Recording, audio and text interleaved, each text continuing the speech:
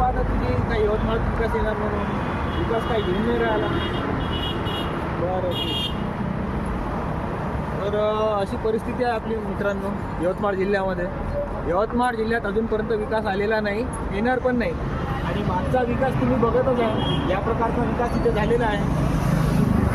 बघूया समोर विकास किती केला आहे म्हणून यांनी.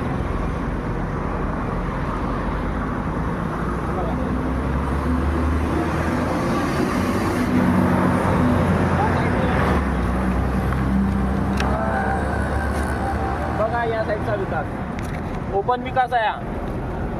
एखादा कोणी मरू शकते, लहान मुलाचा ॲक्सिडेंट होऊ शकते, तिथे जाऊ शकते. हाच विकास आहे का? इथले राजकारणी वरिष्ठ अधिकारी हाच प्रकार करतात. इथल्या कर्मचाऱ्यांना आणि राजकारणी लोकांना हात जोडून नम्र विनंती आहे की लवकरात लवकर हे सुधारण्यात यावे आणि ही परिस्थिती बदलवण्याचा प्रयत्न करावा, अशी हात जोडून नम्र विनंती जिल्हाधिकारी साहेबांना.